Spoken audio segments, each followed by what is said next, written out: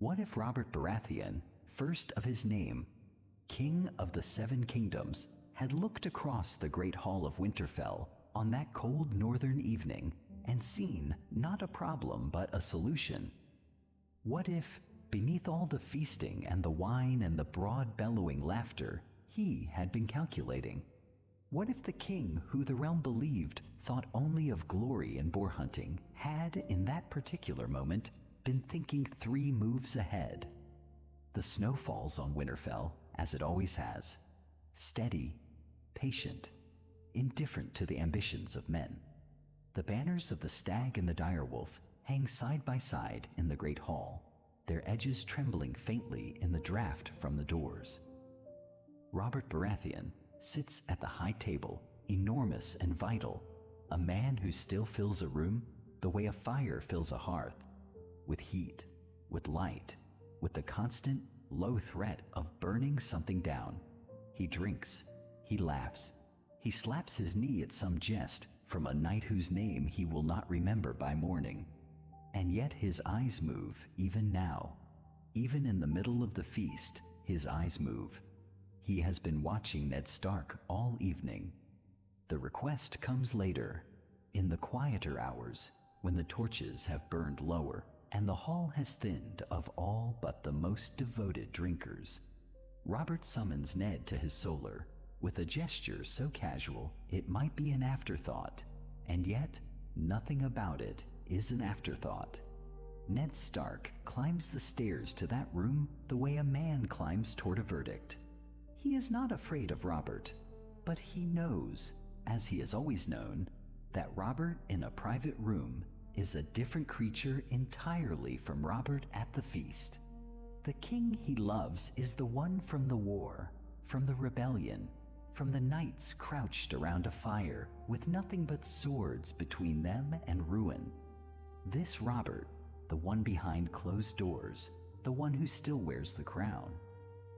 This Robert is something Ned has never fully learned to read. The fire is high. The wine has been poured but not yet touched.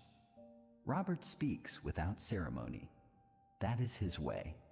He says that he wants to do something for Jon, that the boy deserves better than the life a bastard is given in this world. He says Jon is a good lad, and anyone with eyes can see it. And Robert has always had eyes for good men, even if the realm doubts it. He says there is a girl, a Tyrell girl, young, clever, from what he hears the finest piece of political currency Highgarden has produced in a generation. He says he wants Ned to allow Jon to be legitimized, to become Jon Stark in the eyes of the law and the realm, and then to take Margaery Tyrell to wife. He does not finish laying out the plan before Ned begins to understand it. He does not need to, because Robert's fear is not the wildlings. It is not the Dothraki across the narrow sea, not even the whispers of dragons returning to the world. Robert's fear has a name, and the name is Lannister. Tywin Lannister, who has loaned the crown more gold than the crown can ever reasonably repay, who sits in Casterly Rock like a spider at the center of a web that stretches through every corridor of the Red Keep. Cersei is the thread closest to the king, but Tywin is the hand that holds it. And Robert knows, Robert has always known, that he is surrounded, that the men closest to him belong, in ways both spoken and unspoken, to someone else. What he needs are friends, real ones, the kind who are loyal to him, not because he has paid them or promoted them or given them a daughter in marriage, but because their interests are genuinely, structurally aligned with his own survival. The Tyrells are ambitious without being treacherous. The North is loyal in a way that borders on religion. If he could bind Highgarden and Winterfell together through a marriage, and tie both of them through that marriage to the throne, he would have a counterweight, something to press against the Lannister scales, something that breathes and thinks, and has its own reasons to keep Robert Baratheon alive and wearing his crown.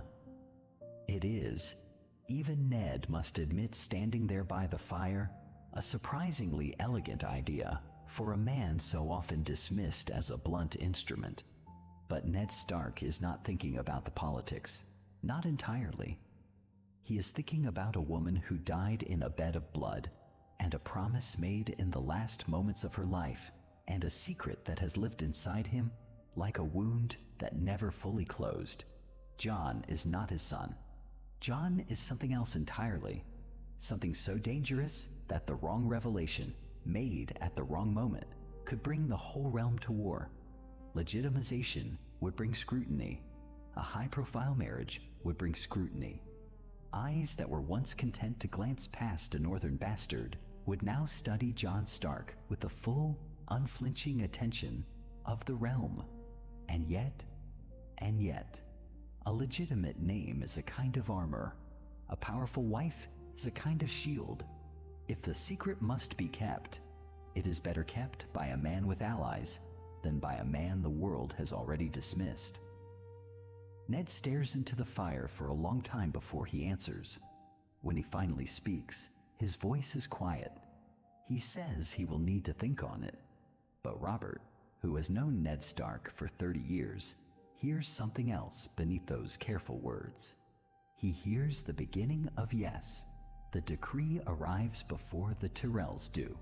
It comes sealed in wax the color of old blood, bearing the stag of House Baratheon pressed deep and deliberate into its surface, and when Maester Luwin breaks it open in the great hall of Winterfell, the words inside carry the full weight of a king's authority.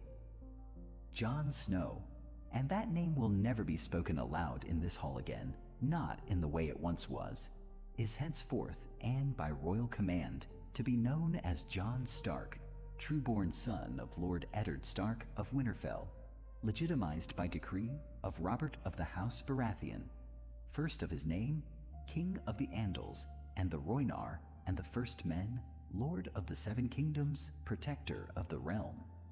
The words do not ask. They do not request or suggest. They simply declare, the way mountains declare themselves against the sky, immovable, final, already true. If you are enjoying this alternate history of Westeros, please make sure to subscribe because I upload new stories every single day. Now let's get back to the story. Jon stands very still while Luwin reads. He does not allow himself to look at Robb. He does not allow himself to look at anyone. He is aware, with the particular acuity of a man who has spent his entire life learning to take up as little space as possible, that every eye in the hall is on him. He feels the weight of it like a physical thing, like snow accumulating on a roof, silent and heavy, and full of the promise of eventual collapse. Robb is the one who moves first. He crosses the hall with his long stark stride, and there is a moment, just a moment, where the watching crowd holds its collective breath, wondering what a true-born heir does when the world rearranges itself around him. Robb takes his brother's arm. He calls him by name, the new name.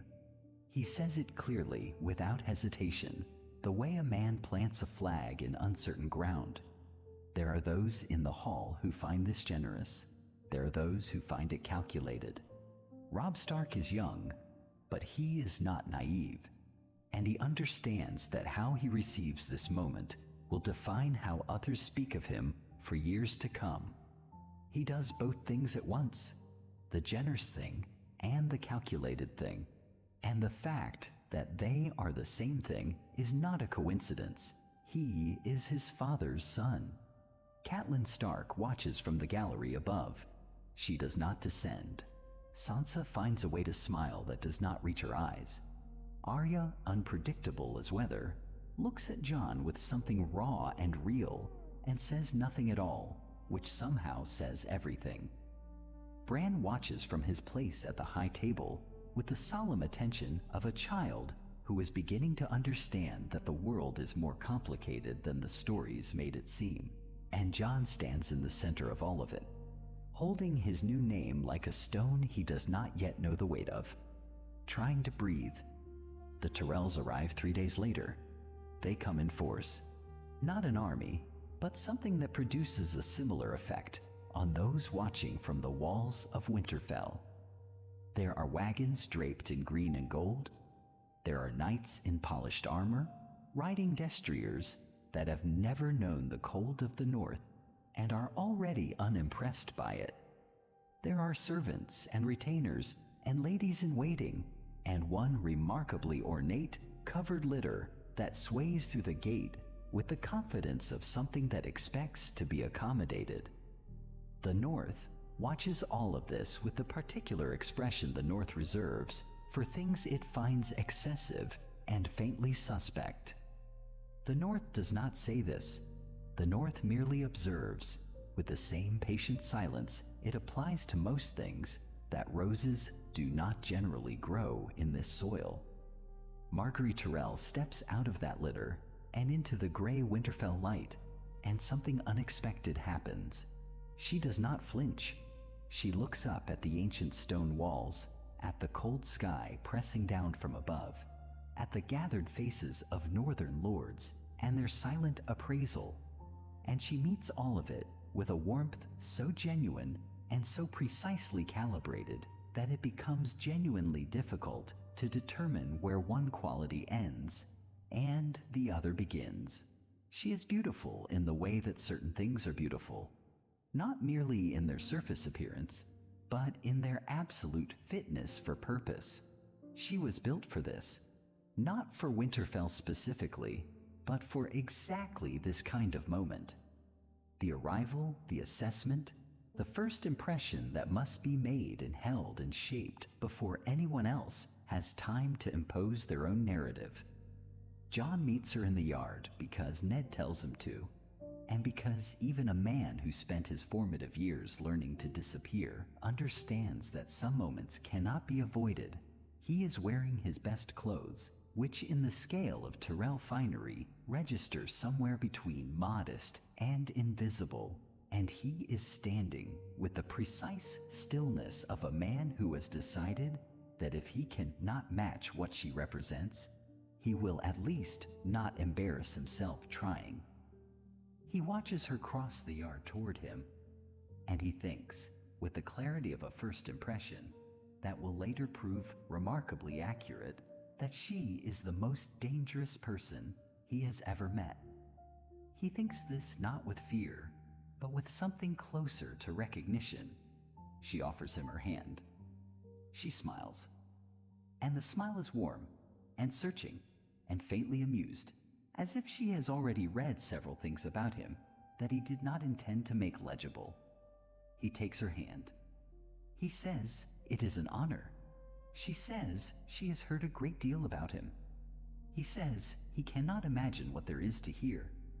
She tilts her head slightly at that, and the amusement in her eyes sharpens into something more deliberate, more attentive. She says, very quietly, that she finds that particular kind of modesty either deeply genuine or deeply strategic, and that she intends to spend the coming days determining which. She says this lightly, pleasantly, as if it is not a declaration of intent.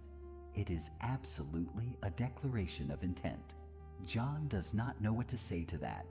He has faced wildlings on the practice ground and come away knowing how to answer them. He does not know how to answer this. He says nothing, and she receives his silence with the grace of someone who has learned that silence, interpreted correctly, tells you more than speech. Somewhere behind Margaery, making her way across the yard at a pace that suggests she is in no particular hurry because the world will wait for her, comes the Lady Olenna Tyrell. She is smaller than her reputation, and her reputation is enormous. She moves through Winterfell with the eyes of a woman who has spent 7 decades cataloging the weaknesses of everyone she has ever encountered, and sees no reason to stop now. She looks at the castle. She looks at the cold. She looks at Jon Stark standing before her granddaughter, and she is quiet for a long moment in the way that only very intelligent people are quiet. Not absently, not politely, but with the focused intensity of someone performing rapid and thorough calculations. Later that evening, when the feast has run its course, and the candles have burned low, and the northern lords have retired to beds that Olenna has privately assessed as aggressively uncomfortable, she sits with Margaery in the chambers they have been given, and she speaks plainly. She says she has watched Jon Stark for the duration of an entire feast, and she has reached a conclusion. She says he is either the most genuinely honorable man in Westeros, which would make him rare and possibly useful, or he is the most skilled performer of honor she has encountered in a long life of encountering performers, which would make him considerably more interesting than she had anticipated. Margaery asks which she believes. Olenna is quiet for a moment. Then she says it does not matter. She says that either way, he is worth the gamble. She says there is something behind those gray eyes that she cannot quite reach, something that sits at the back of him like a locked door, and that in her considerable experience, locked doors in men like that are either empty or full of things that could change the course of everything. Margaery looks into the fire. She thinks about the yard, about the silence Jon offered her in lieu of the flattery she has received from 100 other men, about the way he held himself as though he had learned stillness the way other people learn to breathe. She thinks about what it means to build a future with a man like that, a man who does not yet know what he is or what he might become. She thinks about it for a long time, and then she does something that surprises her grandmother. She laughs, not a court laugh, not a performance, but something genuine and low and full of something that might, in another light, be recognized as anticipation. She says she would like to walk with him tomorrow, if the cold permits. Olenna watches her granddaughter's face and says nothing, but she reaches out and sets her hand over Margaery's, briefly, with the weight of something that is not quite approval and not quite warning. It sits somewhere between the two, in that careful particular space where the wisest counsel always lives. Outside the window, the snow has begun to fall on Winterfell again, soft and relentless, covering everything equally, the old stones and the new names, the roses from the south and the wolves that have always lived here. Somewhere in the castle, Jon Stark lies awake in the dark, turning his new name over in his mind like a coin he does not yet know the value of, listening to the wind move through the ancient walls, wondering what a man who has always been an answer to someone else's question does when the question finally changes. The morning the vows are spoken, Winterfell wakes beneath a sky the color of old iron. The snow has stopped, as if the weather itself recognizes the weight of the occasion and chooses to hold still. Lords arrive in the great yard with frost on their cloaks and calculation in their eyes, reading the assembled banners the way men of power always read such things, not for beauty, but for meaning. The direwolf of House Stark stands beside the golden rose of Highgarden, and that pairing alone communicates what 6 months of correspondence could not have delivered with half the clarity. The North and the Reach are no longer simply aware of one another, they are bound. The ceremony itself is a thing of deliberate contrasts. Winterfell's sept is modest by southern standards, its stones cold and unadorned, its light filtering through narrow windows rather than cascading through stained glass. And yet the Tyrells have brought the South with them in every detail they are permitted. Flowers preserved in wax and packed across hundreds of miles, soft candles carried from Highgarden's own stores, silks in gold and green draped with enough restraint to suggest respect for northern custom rather than indifference to it. Margaery wears both. A gown rich enough to signal the weight of her house, simple enough to signal that she understands where she stands. She has studied this choice the way a commander studies terrain. Jon Stark, and it is Jon Stark who walks to those vows, not Jon Snow, not the bastard name, not the ghost that name always implied, stands at the altar in dark wool and northern steel. He does not look comfortable. He looks honest, which is perhaps more important. The lords assembled notice it. The lords assembled notice everything. He speaks his vows without hesitation, but without performance either, and those watching him closely understand there is no theater in this man. What he says, he means. What he cannot mean, he will not say. It is, depending on one's perspective, either his greatest virtue or his greatest liability. In the game they are all quietly playing, sincerity is either armor or wound, and which one it becomes depends entirely on who is holding the blade. Margaery speaks her vows with grace. She has always known how to speak with grace. But there is a stillness beneath the performance now, something her septa would not recognize, and Olenna Tyrell would. And it is the stillness of a woman who has decided to be present rather than merely precise. She means some portion of what she says. She is surprised by how much. Cersei Lannister is not in Winterfell. She is in King's Landing, standing at a high window that looks out over Blackwater Bay, and she has been handed the Raven's message and read it and set it down with the controlled calm of a woman who knows that visible fury is spent currency. What she feels does not matter. What she does next does.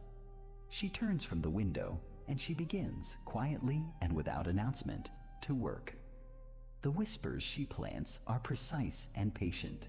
Not accusations, not quite, because accusations require evidence, and evidence can be disproven. What she trades in is subtler. She asks questions in the right company. She tilts her head at the right moments and lets silence do what words would do clumsily. A bastard raised to a lord's name by a king's good mood, a northern lord's son who was never quite a lord's son, silk over uncertain origins. She does not say these things directly. She does not need to. She does not finish the thought. She does not need to. In the corridors of the Red Keep, in the solar rooms where influence pools like slow water, the seeds find soil without her ever kneeling to plant them. What she understands, and what she is banking on, is that legitimacy is not a document, it is a consensus, and consensus can be eroded, carefully, from the edges inward, before the center even notices the loss. But Cersei is not in Winterfell, and in Winterfell, the night after the vows, something happens that her whispers cannot yet reach. The bedchamber is not what Margaery expected, not because it is poor. It is warmed and lit with the consideration of a household that has done its best, but because the man sitting across from her near the fire is not performing anything. Jon Stark sits with his elbows on his knees, and he looks at her with the expression of someone who has decided to stop preparing for a conversation and simply have it. He tells her he knows she understands the Game of Thrones better than he does. He says it plainly, not as a concession, not as flattery, but as an observed fact offered honestly. He says he has no particular wish to play it. Margaery is quiet for a moment. She is prepared for many versions of this night. She has not prepared for transparency. She tells him that not wanting to play the game is itself a move in it, and that he should understand that. She says it without cruelty. He considers it. He nods slowly, as though something he already suspected has just been confirmed by someone he is beginning to trust. He asks her what she wants, not what House Tyrell wants, not what the Alliance demands, what she wants. She looks at him across the firelight of Winterfell's ancient stones, and for the first time in longer than she can precisely name, Margaery Tyrell finds that she does not have an answer prepared. Ned Stark rides south with the weight of two secrets, and either one of them could destroy everything he has spent his life building. The first secret is old. It has lived in him for nearly 2 decades, buried beneath the daily work of lordship, beneath the raising of children, beneath the particular silence of a man who has learned to carry a truth so dangerous that even thinking it clearly feels like a kind of treason. Lyanna. Rhaegar. The Tower of Joy, and what he found inside it. The boy he carried home and called his own. That secret has always been there, patient and dormant, like a coal banked low in a hearth, still burning, still capable of consuming, but contained. He has contained it. He has been careful. The second secret is newer, and it is the newer secret that frightens him more. Jon is legitimized now. Jon is Jon Stark of Winterfell, betrothed to Margaery Tyrell, written into the great ledger of the realm's political arrangements by the hand of Robert Baratheon himself.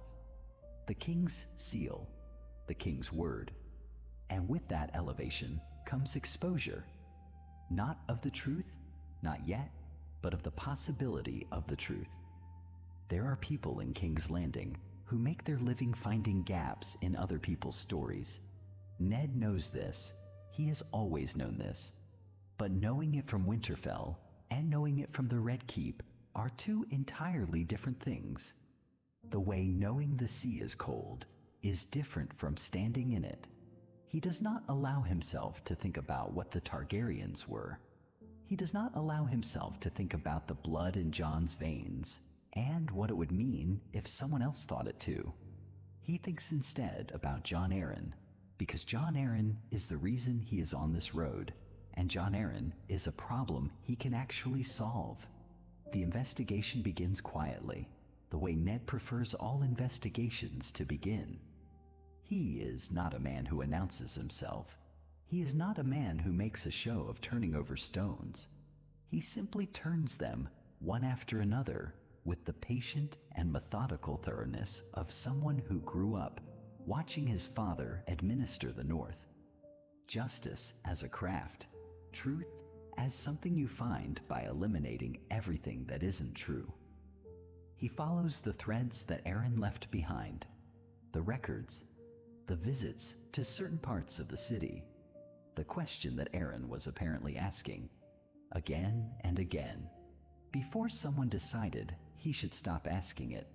The truth about Joffrey takes longer than it should, and no time at all. Ned is looking at the features of the boy, looking at the lineage of the Baratheons, that vast, dark, physically overwhelming line of men, black-haired and broad-shouldered and loud with life. And he is doing the arithmetic that Arryn must have done. He finds the same answer. He finds it with the same cold clarity that must have settled over Arryn in his final days. That particular stillness of a man who has understood something he cannot unknow. The Queen's children are not the King's children.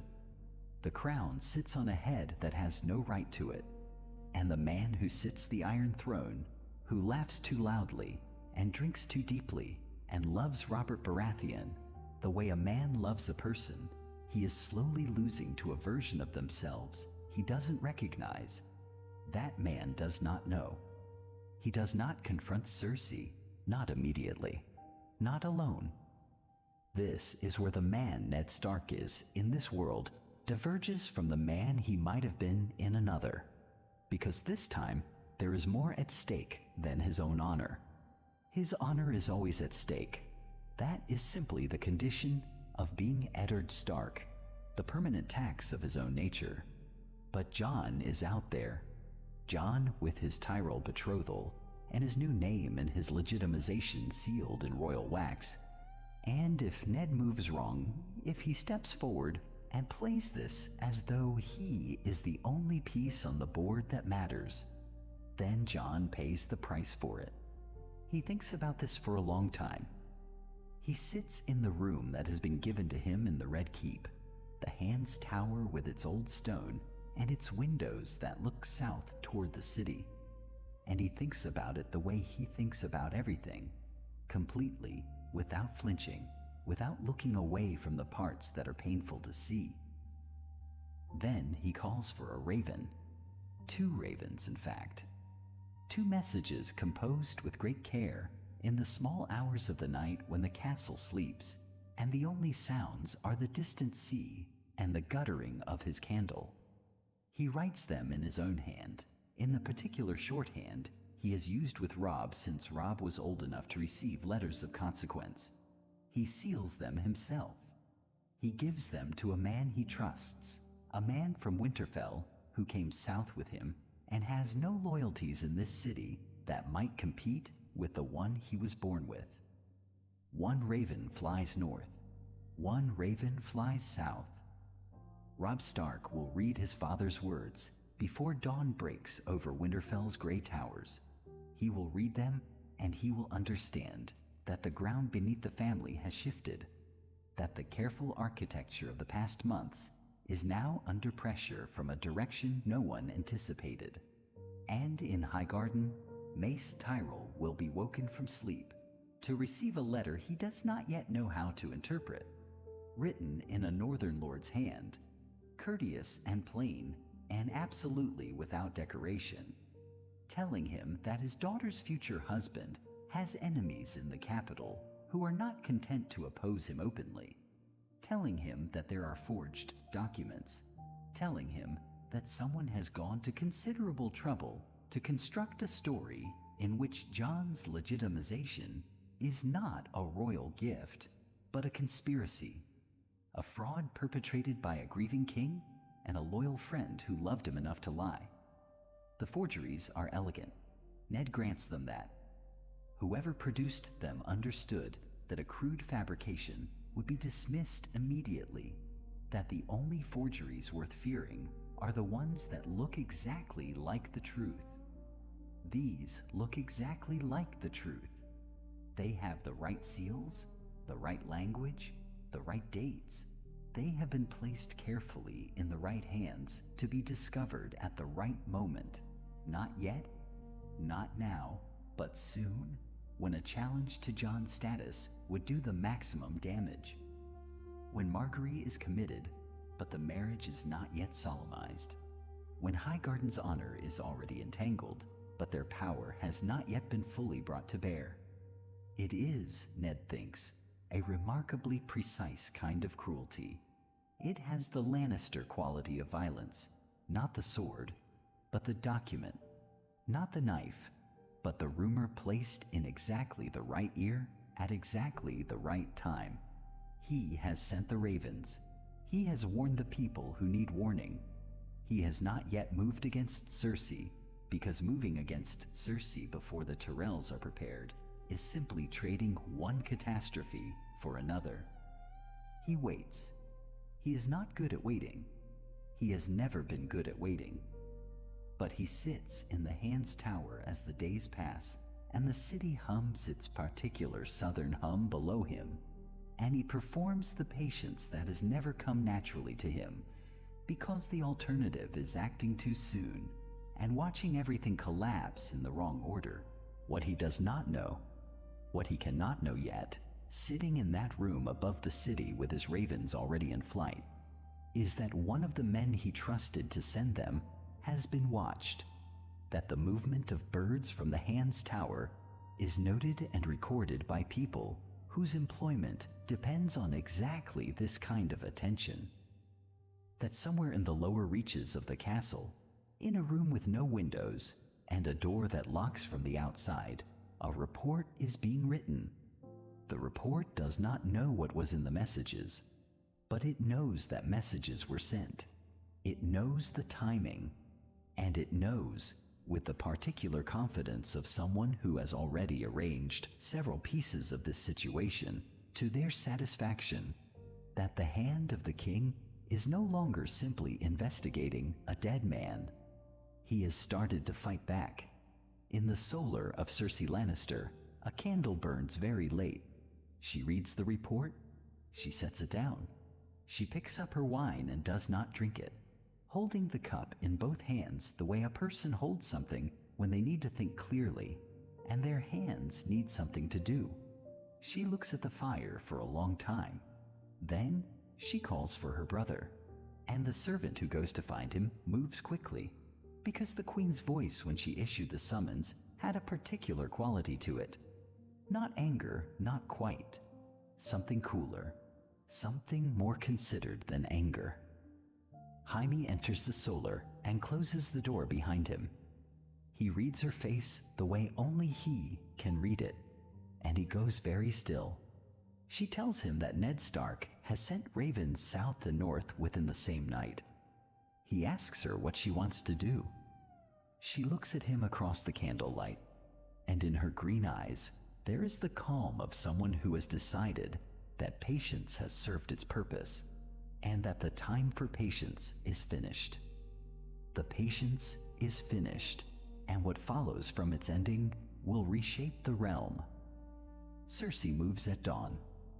The Gold Cloaks receive their orders through channels she has spent years quietly cultivating. Loyalties purchased not with gold alone, but with favors banked and debts remembered, and the particular security that comes from knowing the Queen's eye is upon you. Ned Stark walks into the throne room believing he holds the advantage, believing that the letters he has sent will serve as armor, that the truth of Joffrey's parentage is a sword he can hold at her throat without ever drawing it. He is wrong. He is wrong because he still thinks in the language of honor, and honor has never been the tongue in which this city speaks. The Gold Cloaks take him. His household guard dies on the steps of the throne room, and Ned Stark goes to his knees on cold stone, and Cersei watches from the gallery above with those steady green eyes, and for one long moment she permits herself the satisfaction of it. She does not know about the ravens yet. She does not know what that single night of correspondence has already set in motion. In Winterfell, Robb Stark reads his father's letter once, and then reads it again, and then he does not read it a third time because there's no need. He calls his bannermen. He does not waver, does not deliberate, does not sit for long councils weighing the cost of war against the cost of inaction, because his father has told him plainly what is happening and what it will mean, and Robb Stark is not yet old enough to talk himself out of his instincts, which in this case happen to be correct. The North begins to move. It moves slowly at first, the way a great engine moves, groaning, gathering, and then with increasing momentum as the word spreads from keep to keep, from hall to hall, until all those ancient houses that remember what it means to follow a Stark begin to ride. In Highgarden, the letter arrives not to Mace Tyrell, but to his mother, because Olenna reads everything first, because she has always read everything first, because that is the habit of someone who understands that information is the only currency that does not devalue with time. She reads it once. She does not read it again. She calls for her son. When Mace arrives, she hands him the letter with a particular expression on her face, the expression of someone who has anticipated a problem and is now watching the problem arrive precisely on schedule. Mace reads it and turns red and begins to speak about honor and outrage and the proper response of noble houses. Olenna lets him speak.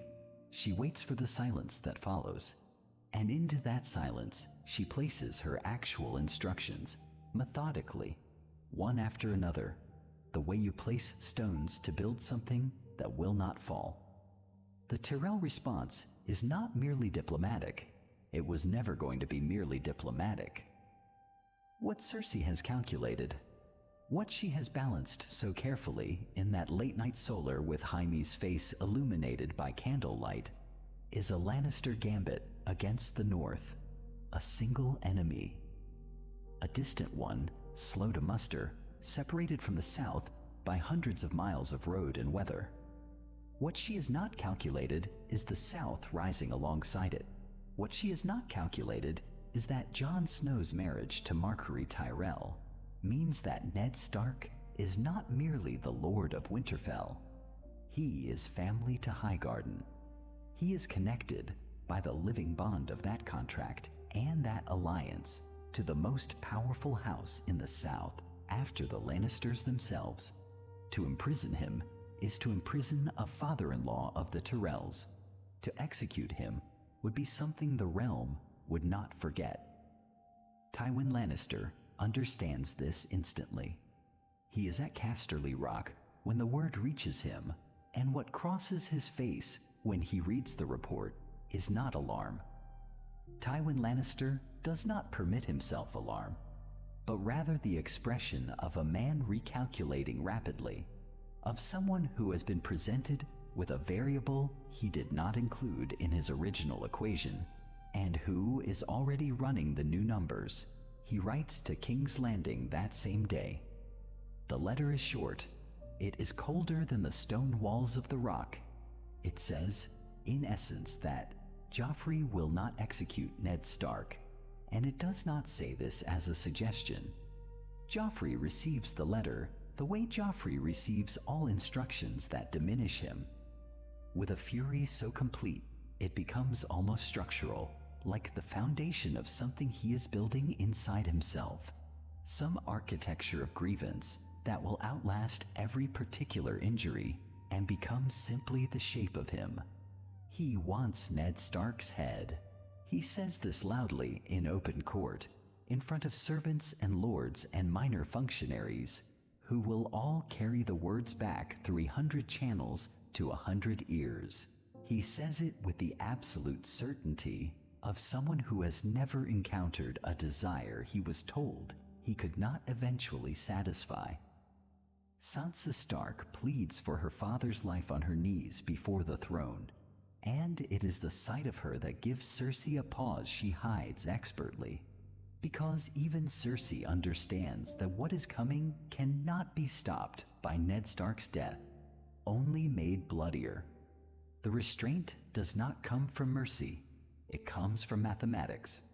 Two enemies moving simultaneously, Stark steel from the north, Tyrell gold from the south, and the Lannister position is a vice closing from both directions. Ned Stark remains alive in the black cells beneath the Red Keep, which is not mercy, but it is not yet death either. It is a problem deferred. Joffrey sits on the Iron Throne with blood in his eyes and a grandfather's letter cooling his fury like water thrown on a fire he intends to relight. In the black cells, Ned Stark sits in the dark and breathes, and the ravens fly, and the armies move. And far to the south, in a Tyrell manse in King's Landing, Olenna Tyrell pours herself a small glass of wine and tells her granddaughter that whatever happens next, Margaery must be visible, must be present, must ensure that every person in this city who matters knows that the Tyrells have not looked away. The ravens fly north before the ink has dried on the letters that carry them. This is the first calculation, and it is Margaery's. She reads the message twice in the solar at Winterfell, standing near the fire with the parchment held flat between both hands, and she does not make a sound. The fire is loud in that room. The wind off the moors presses against the shuttered windows with a low, persistent moan, and she reads the words a third time, not because she has failed to understand them, but because understanding something and accepting it are two different forms of knowledge, and she is making certain she has both. Her father imprisoned. The Lannisters moving through the Red Keep like an occupation. Joffrey crowned and screaming, and Cersei behind him, perfectly still. A woman who was planned for exactly this, and found it exactly as she imagined. Jon comes to her. He does not wait to be summoned. He reads the letter in her hands without taking it from her, standing close enough that she can feel the cold still coming off his riding leathers, and when he finishes reading, he is quiet for a long moment.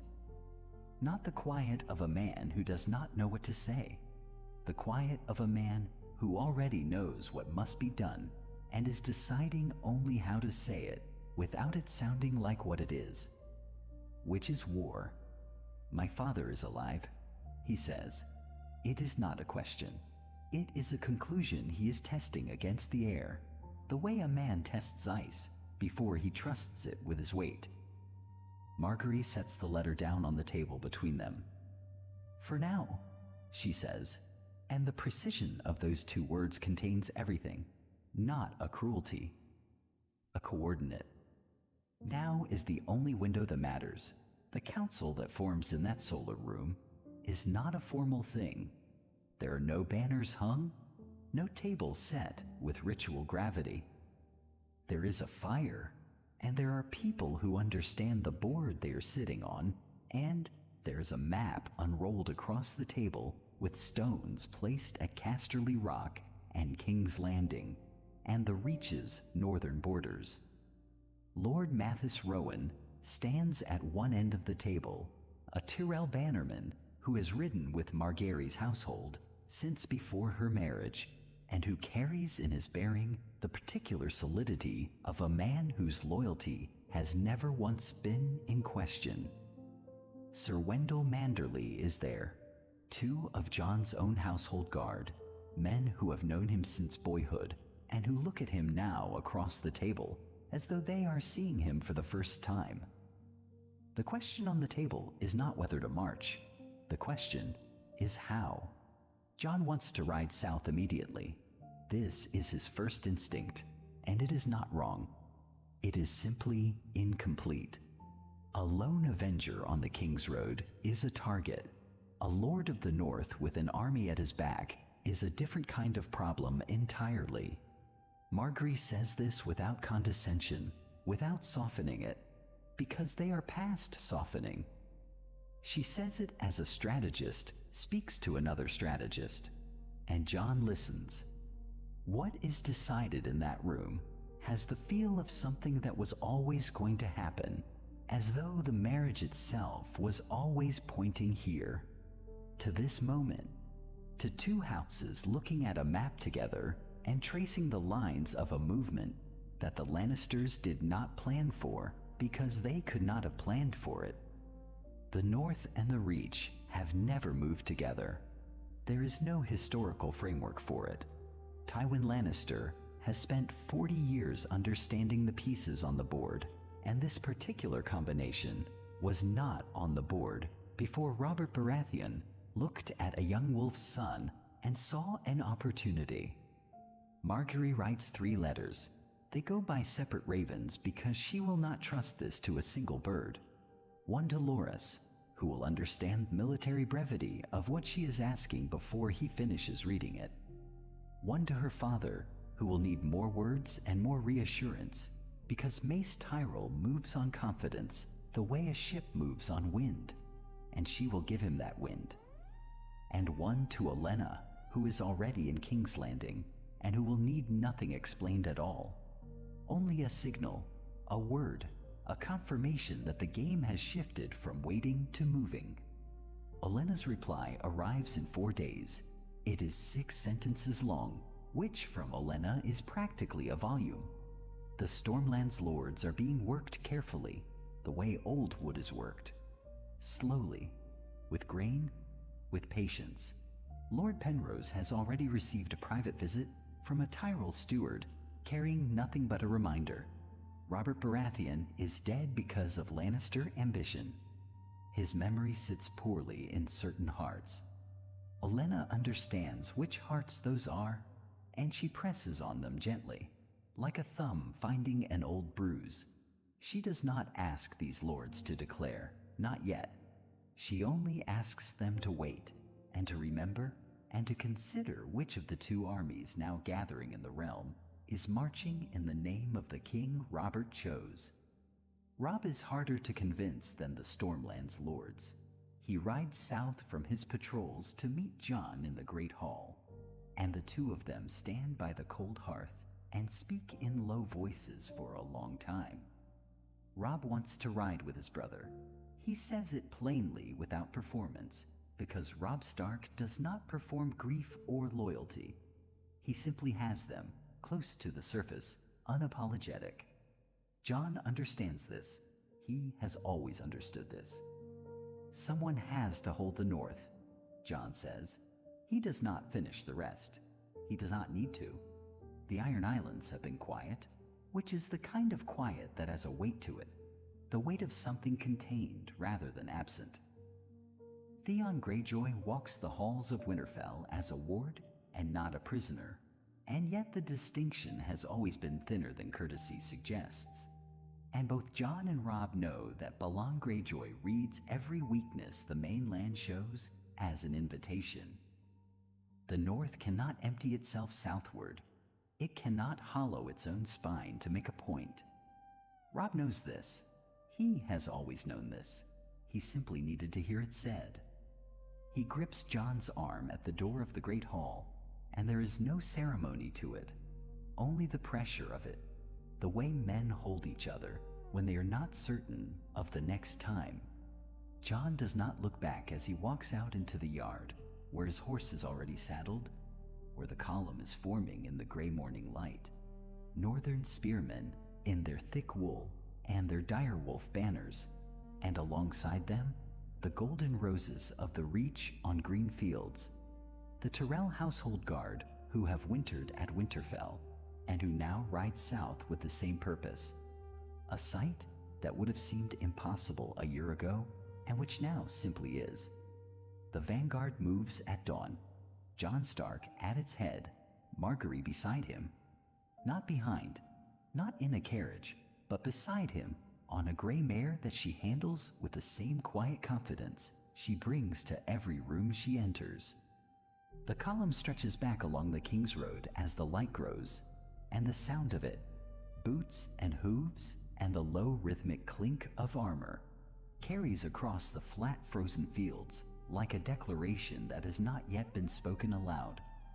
In Casterly Rock, a raven arrives at roughly the same hour that Jon's column passes the last visible boundary of Winterfell's outer walls, and the man who reads it goes very still.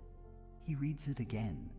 Then he sets it down and calls for his steward, because the thing he has been managing, the Lannister position, the careful architecture of control that depends above all on its enemies not cooperating with one another, has just changed in a way that requires recalculating everything. Both fronts simultaneously, steel from the north, gold from the south. The vice he feared is becoming real. He does not panic. He is not built for it. But he calls for his steward, and he unfolds his own maps, and somewhere in the lines of his face is the recognition that the board he understood yesterday is not the board he is looking at today. The raven reaches them before nightfall. It comes ahead of any formal messenger, ahead of any official proclamation, carried on wings that do not understand the weight of what they bear. A single bird landing at the edge of the column's forward camp as the last light bleeds out of the sky, and the letter it carries is brief. Joffrey Baratheon, first of his name, has ordered the execution of Eddard Stark, Lord of Winterfell, Warden of the North, Hand of the King. The deed is done. The man is gone. Jon reads it once. He does not read it again. There is a stillness that comes over certain men in moments of catastrophic news.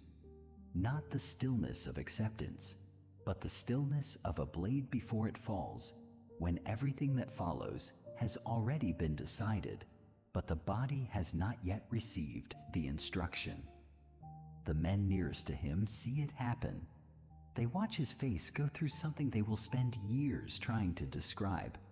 A grief that does not weep, a fury that does not shout, a cold collapse inward of everything that was still private about him. And then they watch it close. Seal itself, a door shutting over a furnace. He does not speak for a long time. What Joffrey Baratheon has done is not merely political miscalculation.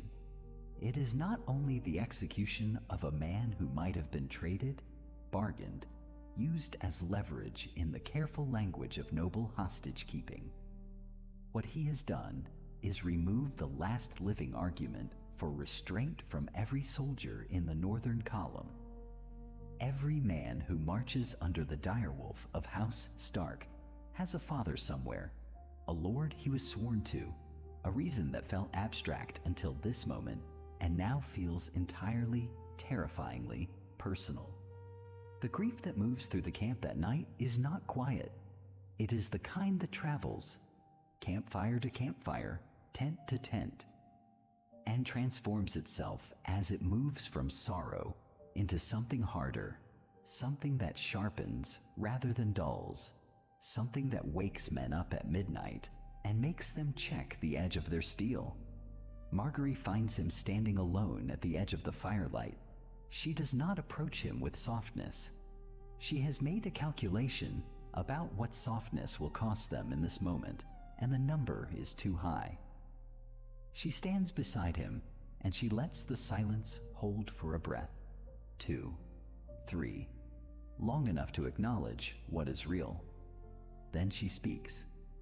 She tells him that mourning is a thing that must be earned, that his father's life, the honor of it, the quiet, ferocious dignity of it, will either mean nothing or mean everything, and that distinction belongs entirely to what comes next. That Joffrey made this decision believing it would shatter the North's resolve, believing a leaderless grief would send men stumbling home to their keeps and their fires, and that if she is right about what she has seen in him, in this army, in the thing that moves through these combined ranks like a current beneath still water, then Joffrey has made the last great error of a reign that will not last the year. She does not say she is sorry. She will say it later, she tells him.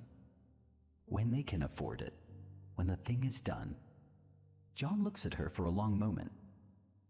Then we move at dawn, he says. He does not finish the thought. He does not need to. The Lannister force waiting at the crossroads is capable. It is well positioned, anchored on a ridge that controls the road in both directions, commanded by a man who served 30 years under men who understood the geometry of pitched battle. What it is not prepared for is the pace. Jon's column arrives half a day before any scout has predicted, moving at a speed that speaks not to military discipline alone, but to something rawer underneath it. An army that has converted its grief into fuel and is burning it clean. The northern infantry hits the ridge's left flank before the sun has fully cleared the horizon, and the Reach cavalry, riding hard from the south under Tyrell banners, comes in from the right with the precision of people who have been planning this particular moment for weeks. The Lannister commander holds for longer than most men would. That should be noted. He is not a coward, and his soldiers are not poorly led. But the hammer and the anvil arriving simultaneously, with no gap between them large enough for retreat, is a tactical problem that has no elegant solution, only degrees of loss. By mid-morning, the ridge has fallen. By noon, the road is clear. Jon moves through the aftermath of it, like a man doing arithmetic. He checks on the wounded. He speaks to the men who distinguish themselves. He ensures the dead on both sides are treated with the dignity of soldiers rather than the contempt of enemies, which is a detail that will be remembered, a detail that will travel, a detail that will reach ears far from this crossroads and begin to do its quiet, patient work on the shape of his reputation. He does not celebrate. Margaery watches him from a distance, and she is calculating something. Has been calculating it for days now, ever since the Raven. A problem with variables that are only beginning to resolve themselves into something like an answer. The question is not whether Jon can win a war. She knew that before the first tent was struck on the King's Road. The question is what he will do with one. A second raven arrives as the light begins to turn. This one not from the south and not from King's Landing, but from a direction no one expected, sealed with a sigil that makes the Maester's hand go still before he brings it forward. And Jon breaks the seal alone. There is no ceremony to it, no candlelight arranged for significance, no trusted men summoned to witness. He sends the Maester away with a courtesy that leaves no room for argument, and he stands in the narrow privacy of a commandeered farmlord's solar, with mud still drying on his boots and the smell of the day's dead still faint in the air outside, and he reads what Varys has sent him. He reads it twice. Then he sets it down on the table and looks at it as though it might move. What if the thing a man fears most is not death, not failure, not the ruin of everyone he loves, but the discovery that the ground beneath his entire life was never solid to begin with? What if the fear is not of falling, but of learning too late that there was never anything to stand on? The letter is not a declaration. Varys is too careful for declarations. It is fragments.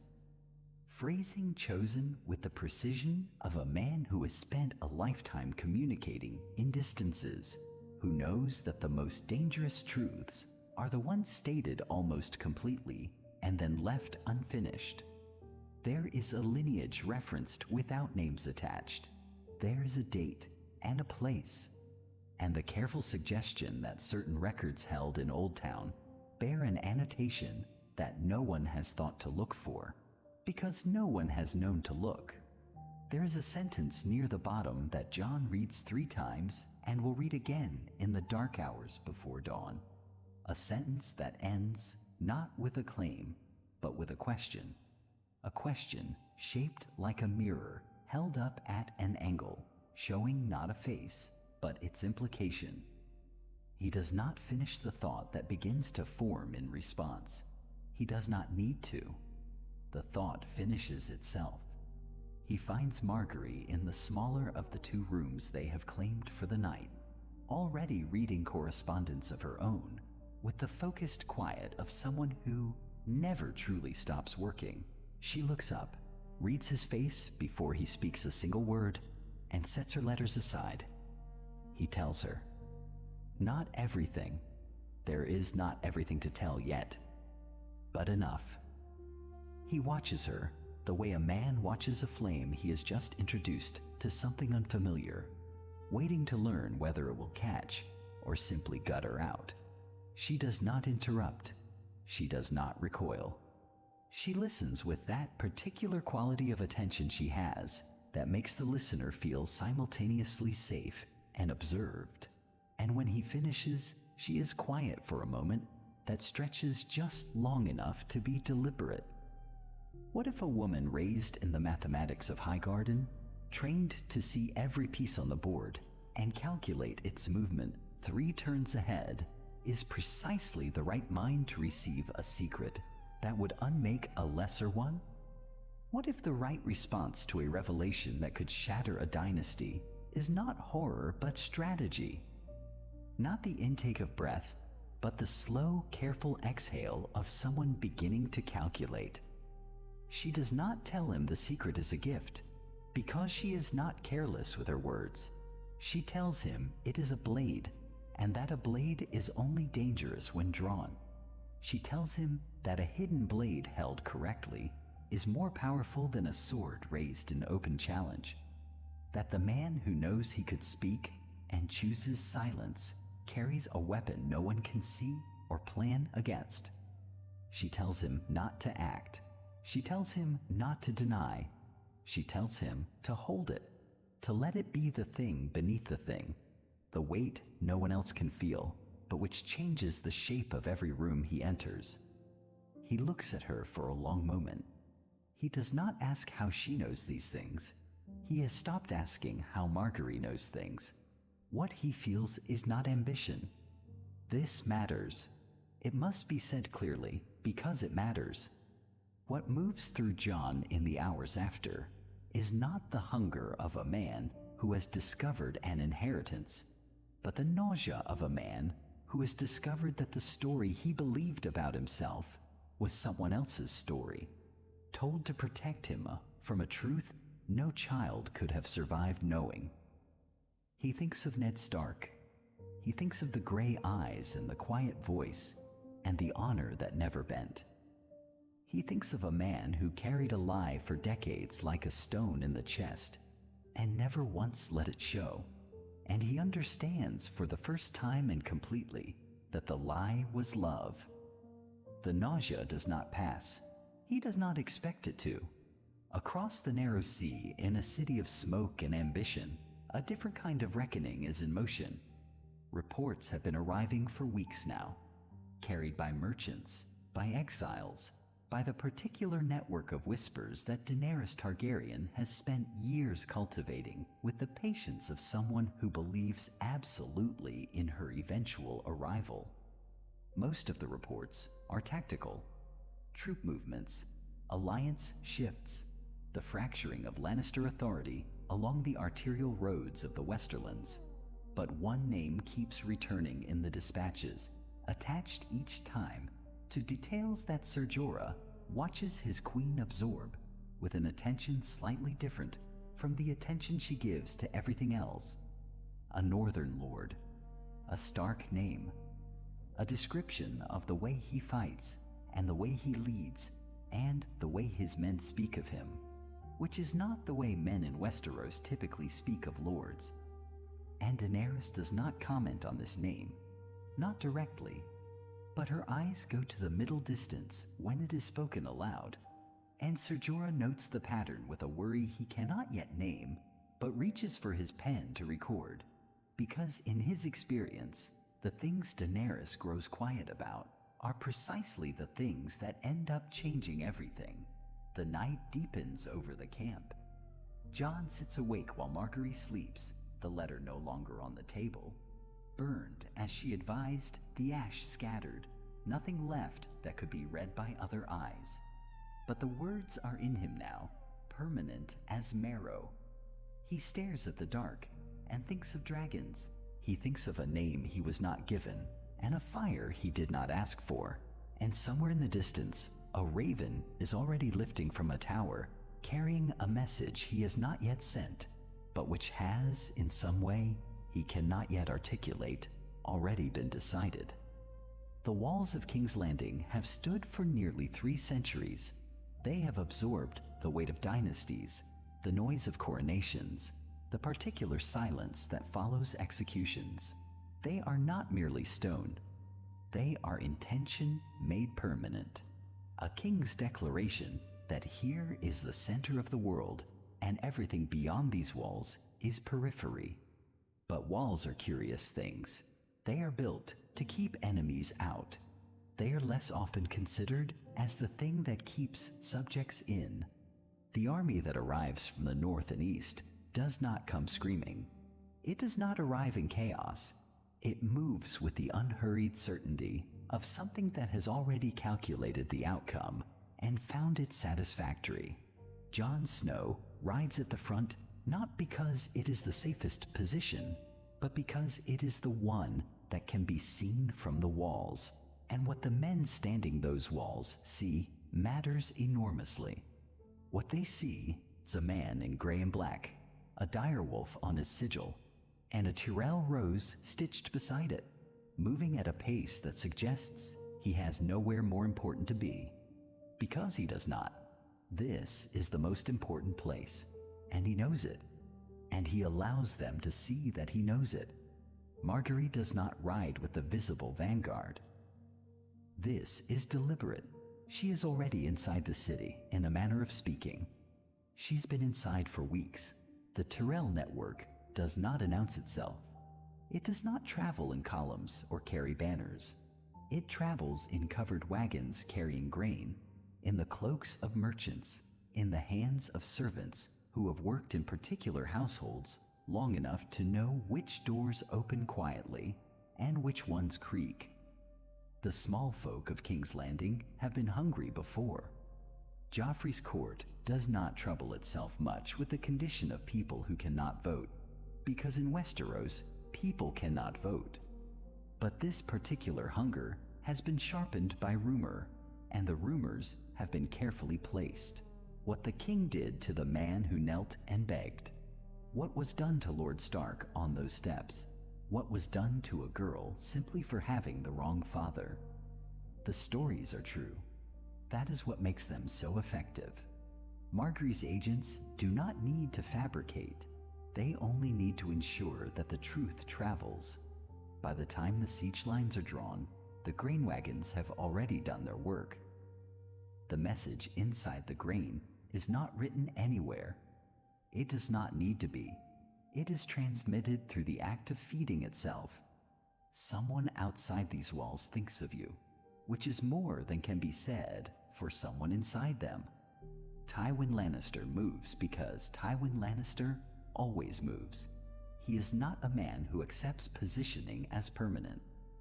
He is a man who looks at the board and asks himself which piece, moved where, restores the advantage, and then he moves it. The relief column he sends from the west is significant. It is meant to break the siege from behind, to split the attention of the combined army, to remind everyone watching that the Lannisters have not exhausted themselves yet. Loras Tyrell is waiting on the road because Margaery told him to be waiting on the road. The engagement is not long. It is not particularly complex. Loras does not need complexity. He needs speed and precision and an intimate understanding of terrain that the Lannister column does not share. Because Loras has ridden every road his sister told him to know, and Tywin's commander has not. The column is intercepted in a valley that looks, from the high road, like a perfectly reasonable place to travel through. It is not a reasonable place. By the time this is apparent, the repositioning required to correct the error is the kind that cannot be completed before the arrows begin. What Tywin receives is not a report of victory. What he receives is silence, where a relief force used to be. And Tywin Lannister, alone in whatever room he occupies when the news does not come, understands the silence perfectly. There will be no salvation from the west. The city will fall on the timeline the city will fall on, and no Lannister column will alter that arithmetic now. Joffrey's response is the response of a boy who has mistaken cruelty for power for so long that he no longer understands the difference. He places Sansa Stark on the walls. He sends word that she will remain there, visible, until the siege lifts. It is not a subtle message. It is not meant to be subtle. It is meant to demonstrate that he still holds something of value, that there is still a cost to pressing forward. Jon's reply comes the same evening. It is delivered not just to the gates, but read aloud at every point along the siege line where voices can carry. He does not negotiate with threats held over the innocent. He does not do this not because he cannot bear the thought of Sansa's suffering. He can, and it costs him something visible and human to say the words, but because he understands what Joffrey does not, that the moment a wall yields, it yields from the inside first. The message that travels into the city is simple. Any gate opened from within will be answered with mercy. Not negotiation, not terms to be debated. Mercy, extended as a fact. 3 days pass, then 4. Then on the 5th evening, in the last gray light before dark, a minor gate on the eastern approach, a grain gate, old, barely wide enough for 2 men abreast, begins slowly to move. The gate opens not with fanfare, but with the sound of old iron giving way. A low groan, almost reluctant, as though the city itself is uncertain whether it has chosen rightly. 2 men push it from within. They are not soldiers. They are a baker and his apprentice, both flour-dusted and hollow-eyed from weeks of diminishing stores, and they stand aside as the first riders pass through with their hands visible and their weapons sheathed. Jon Snow rides at the head of that column. Margaery Tyrell rides beside him. What follows in King's Landing in the hours after that grain gate opens is, by any measure, the rarest of outcomes. Cities do not fall gently. History has not been kind enough to provide many examples of an army entering a defeated capital and choosing, in the heat of that first blood-warm hour, to hold itself back.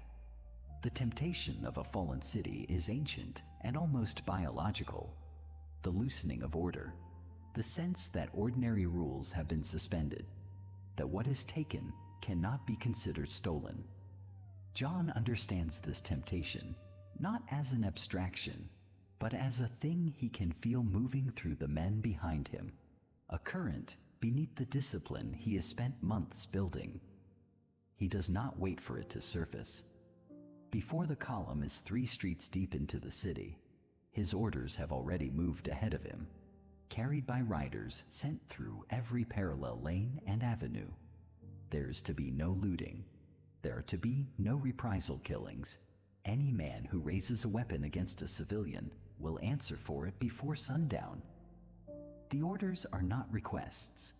They are stated as facts already in effect, as though the law arrived in King's Landing slightly before the army did. The small folk watch from doorways and upper windows. They have seen armies before. They know what armies do. And so, when the soldiers pass and the doors are still on their hinges, and the fires do not start, and the screaming does not begin, the silence that follows has a texture to it. Confused at first, then cautious, then something approaching wonder. A woman in the Street of Flower steps out from her doorway, holding a child on her hip, and watches Jon's banner pass. She does not cheer. She is too exhausted and too suspicious for cheering, but she watches and she remembers, and that watching matters more than cheering ever could. Joffrey is taken before nightfall. He is found not on the Iron Throne, but in a lower corridor of the Red Keep, moving toward a passage that leads to the old dragon crypts beneath the hill. Not fleeing, his escort insists, merely inspecting the fortifications. No one believes this, including Joffrey himself, though he maintains a performance of contempt through the entire encounter that impresses no one and costs him considerably. He is unharmed. This is deliberate. Jon has given explicit instruction that he is to be taken alive, treated without unnecessary cruelty, and held under secure guard until a lawful trial can be convened. The men who capture him are less enthusiastic about these instructions than Jon would prefer, but they comply. They comply because he has built, slowly and at real cost, an army that trusts his judgment, even when his judgment asks something of them. The calls for immediate execution come quickly. They come from lords who have waited years for this moment, from men who lost fathers and brothers and sons to Joffrey's whims, from voices inside and outside the council who argue that a public trial is a luxury that creates risk without creating benefit. Margaery sits in those early councils and says very little. She does not need to say much. What she offers is presence, a steadiness beside Jon that signals to the room that this is not Jon's position alone, that the Tyrells stand behind it, that the political weight of the Reach and the Stormlands and the Northern alliances have all arrived at the same conclusion. Joffrey will face trial, and through that trial, the new order will demonstrate its first and most essential difference from the order it has replaced. The Lannisters ruled through fear and through the arbitrary application of power. What is being built now rests on something different, something more fragile and more durable at once. It rests on the idea that the law applies even to kings, especially to kings. Cersei is another matter. She does not rage when the verdict of her exile is delivered, She sits very still and looks at Jon with an expression that is difficult to categorize. Not defeat, not quite, but something like the moment before a fire goes out, when it is still technically burning. Her titles are stripped with procedural efficiency. Casterly Rock will hold her under permanent guard, the arrangements made through channels so thoroughly documented that no future court could claim ambiguity about her status. Myrcella and Tommen are placed in neutral regency, their wardship assigned to Lords Chosen precisely because they owe nothing to either side of the conflict that has just ended. Tywin Lannister accepts these arrangements in silence. He sits through the proceedings that determine the fate of his house and his legacy and says nothing, which is, for Tywin Lannister, a kind of speech in itself. The Lannister grip on Westeros, that long, cold, calculating hold, releases, not dramatically, not with a final declaration or a grand confrontation. It simply becomes clear over the course of 2 days of careful negotiation that there is nothing left to grip. The gold remains, the castle remains, but the power those things once commanded has passed into other hands, and Tywin is old enough and honest enough with himself, in the privacy of his own mind, to understand that it will not return in his lifetime. On the third morning after the city falls, Jon walks the length of the throne room alone. The Iron Throne sits at the far end of the hall, as it has always sat. Grotesque, enormous, assembled from the weapons of the defeated, and never designed for comfort. He stands before it for a long time. He does not sit. He has not sat in it since the city fell, and the advisors who surround him are beginning to notice the distinction between a king who has won a throne and a king who has chosen what to do about it. It is Margaery who finds him there, and she stands beside him in the thin morning light, and they look at it together without speaking for long enough that the silence acquires its own weight. Then she asks him a question, quietly, with the particular precision she reserves for the moments that matter. And whatever she asks him, the answer she receives makes something shift in the way he stands, some tension easing from his shoulders.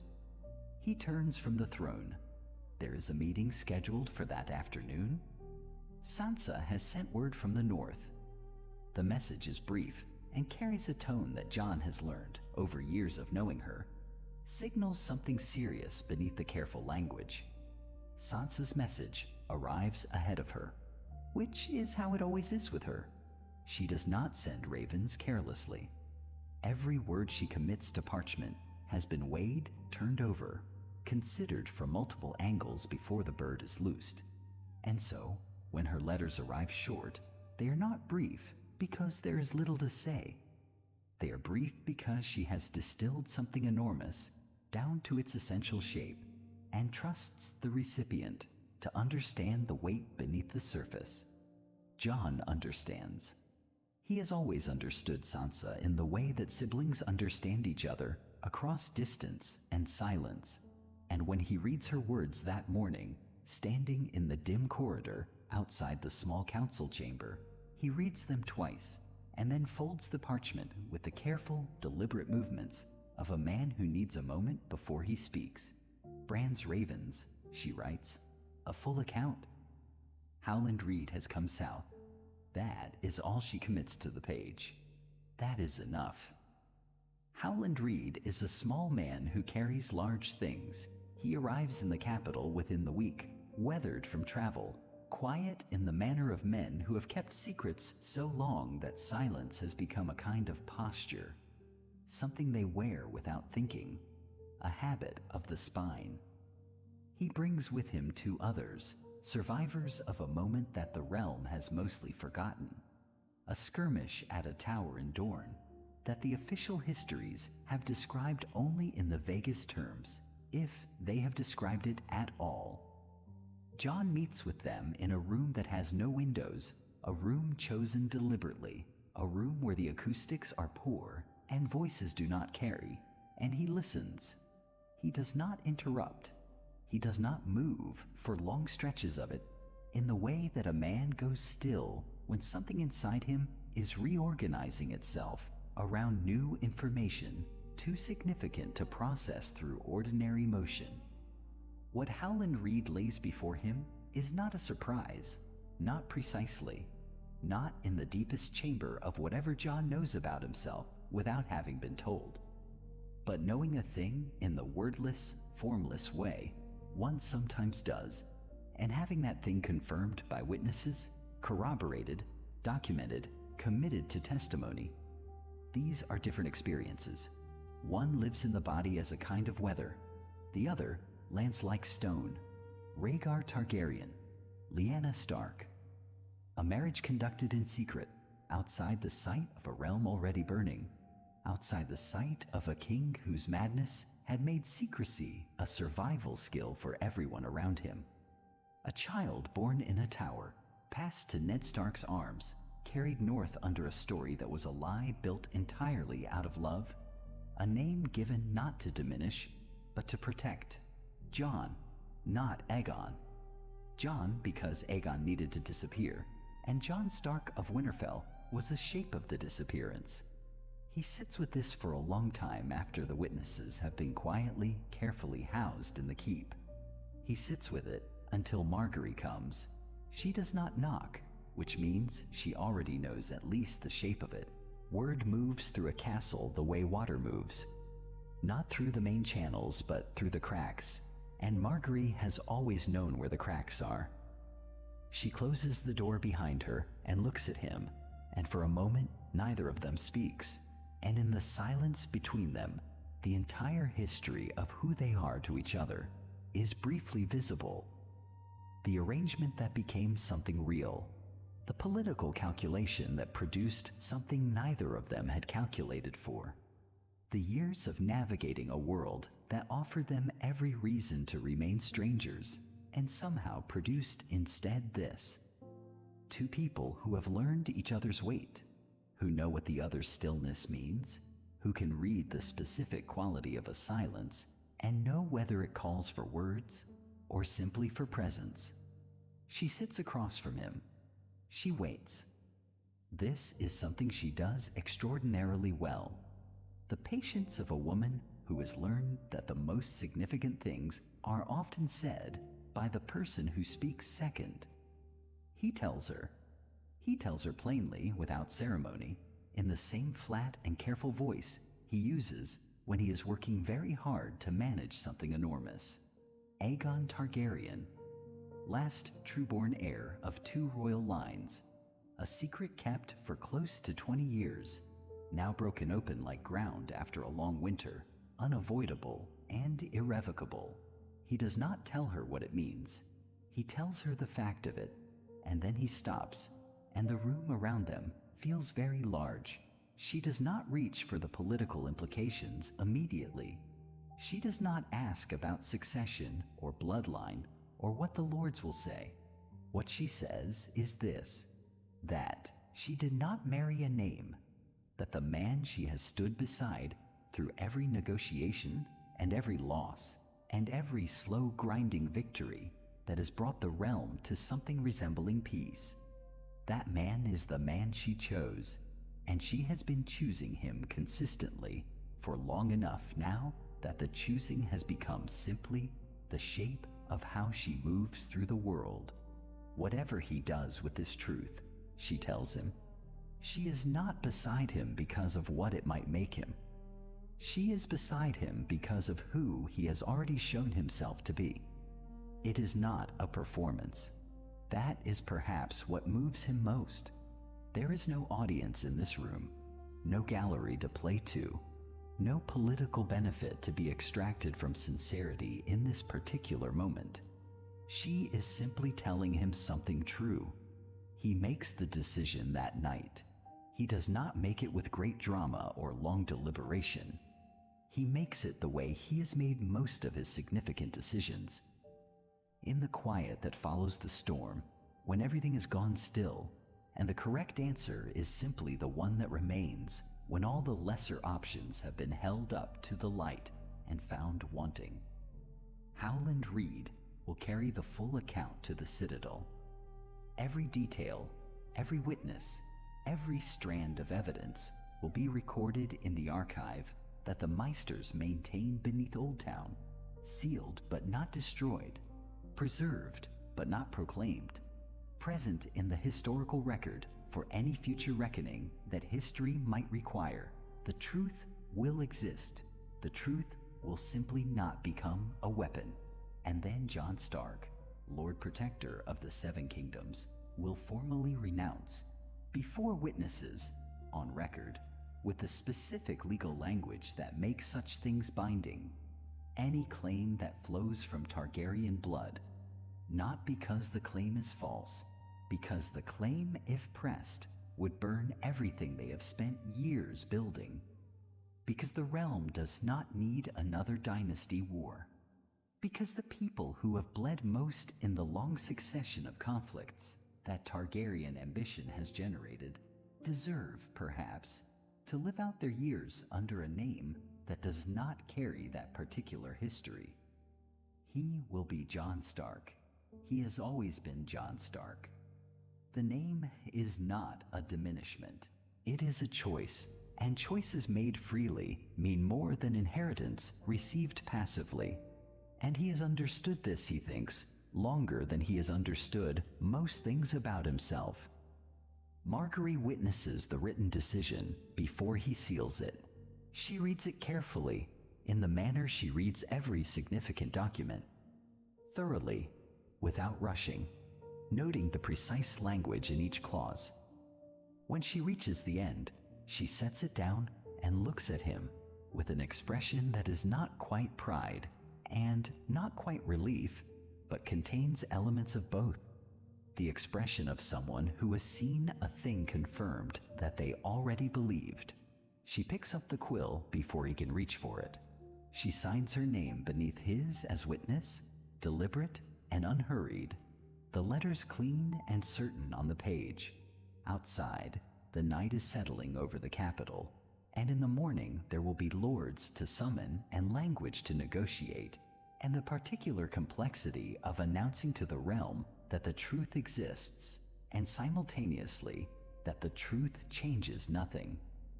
That is tomorrow's work, and it is considerable work, and they both know it. But before the morning arrives, a courier reaches the gate with another message, this one bearing a seal that Jon does not immediately recognize. A seal from somewhere in the east, from beyond the narrow sea, from a quarter of the world that has been quiet long enough that its quietness has become, among those who think carefully about such things, its own kind of signal. Jon breaks the seal. He reads the message. Something changes in his expression. Not fear, not quite, but the specific sharpening of a man who has just understood that the board has more pieces on it than he counted. 5 years is not a long time in the life of a kingdom. Empires have crumbled in less. Dynasties have risen and collapsed before a child born at their founding learned to walk. 5 years, measured against the long grinding weight of Westerosi history, is barely a breath. A single turning of seasons, a handful of harvests, a short count of winters and summers that the Meisters would note in their records without particular ceremony. And yet, 5 years after Robert Baratheon pressed his seal into wax and altered the succession of a realm, the world that exists is so fundamentally different from the world that might have been that the distance between them is nearly impossible to calculate. The board was rearranged, the pieces moved, and what emerged from that movement was something that none of the players, not even the most calculating among them, had fully anticipated. Not war, not ruin, not the long catastrophe that Westeros had been quietly rehearsing for decades. What emerged, against all reasonable expectation, was peace. It is not a perfect peace. It never is. There are still disputes along the borders of the Reach and the Westerlands, still lords who mutter into their cups about bloodlines and legitimacy, still the occasional ambitious man who looks at a map and sees opportunity where others see settled order. The East has sent its message, and Jon Snow, Jon Stark, as some now call him, though the name has never been made entirely official, has spent considerable hours in the company of his most trusted advisors, reading and rereading what that message implies. The world beyond the narrow sea does not stay still simply because Westeros has found a moment of stillness. He knows this. He has always known this. But the difference between a realm that faces an eastern threat from a position of unity and one that faces it fractured and bleeding from its own internal wars, that difference is the entire calculation. That difference is everything. The child is called Lyanna. It is Margaery who suggests it first, quietly, in the hours after the birth, when the room is warm and the candles burn low and the weight of the moment sits on both of them like something hallowed. Jon does not speak for a long time. He looks at the small face of his daughter, the dark hair already faintly visible, the absolute stillness of new life finding its rhythm in the world. He does not finish the thought that moves through him. He does not need to. Margaery watches his face and understands what the name would mean to him. Not a monument, not a political gesture, but something private and irreplaceable. An acknowledgement that the woman who never had the chance to see her son grow into what he has become is nonetheless present in all of it, woven into the foundations of everything he has built. Lyanna Stark Tyrell is her name, and it is recorded in the ledgers of both houses with equal ceremony. And when the ravens carry the news from Highgarden to Winterfell to King's Landing to every castle and hold and market town that maintains a muster, the celebrations that follow are not the hollow performative celebrations of political obligation. They are genuine. They are the sound of a realm exhaling. The birth is understood intuitively and immediately as the final confirmation of something the alliance between the North and the Reach had been quietly promising for 5 years. That the union was real, that it had taken root, that it would outlast the convenience that created it and become something sturdier and stranger and more lasting than convenience ever produces. Olenna Tyrell receives the news in Highgarden, seated in her garden as she almost always is now, the afternoon light falling across the roses in that particular golden way it has in autumn. She listens to the raven's message read aloud by her attendant. She is quiet for a moment. Then she announces, to no one in particular and with absolute certainty, that the match was entirely her doing, that she saw its potential before anyone else drew breath to consider it, and that the name chosen for the child demonstrates a level of political poetry that she herself would have recommended had anyone thought to ask her. She is not entirely wrong on any count. She lives to say so for another 2 years, which she considers correctly a satisfactory length of time. The snow comes early to Winterfell that year. It arrives without the drama that sometimes accompanies the first real fall of winter. No howling wind, no sudden violence of weather, just a quiet descent of white from a sky that has been the color of old iron for days. Jon stands on the walls in the early evening and watches it come down over the rooftops and the courtyard and the dark shapes of the trees beyond the gate. The world below is settling into silence, the way it does when snow falls thick and undisturbed. The sound of everything softened and then absorbed entirely into the white. Margaery comes to stand beside him. She does not ask what he is thinking. She has learned over 5 years of marriage to a man who spent most of his life learning to be unreadable. that the silence he carries on the walls of Winterfell is not the silence of trouble, but the silence of something very nearly like contentment. She watches the snow with him, their breath rising in small clouds in the cold air, the warmth of the castle at their backs, and their daughter sleeping somewhere inside it. He speaks quietly, almost to himself, as though the thought has been building for years and has simply now found its moment to surface. He says that the throne was never worth what men paid for it. He has seen the accounting, the wars, the burnings, the houses erased from the earth in pursuit of a chair in a cold keep in a city built on someone else's ambition. He has read the histories and walked among the consequences and understood, more clearly than most men who have ever stood close to power, what power extracts from the world in exchange for its presence. The throne costs in blood. It costs in loyalty spent and broken. It costs in the particular hollowness that comes to men who reach for it and find upon arrival that the thing they reached for was never what they imagined. But this, he says, the word is simple, and he does not elaborate immediately, because elaboration would diminish it.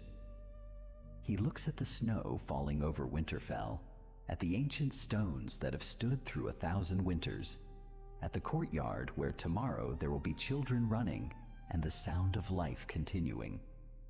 He means the North. He means the living world and the people in it. He means the child sleeping warm inside the castle, named for a woman who deserved more than history gave her, carrying both of her parents' blood into a future that neither of them was supposed to reach. He means the peace they built from the ruin of what almost was, the wars that didn't happen, the fires that weren't set, the houses that still stand, because two people were placed beside each other at a feast 5 years ago and found is that proximity something neither of them expected. This, he says again, is worth everything. Margaery takes his hand. Her fingers are cold from the night air, and she laces them through his without looking away from the snow. She does not offer a response, because the moment does not require one.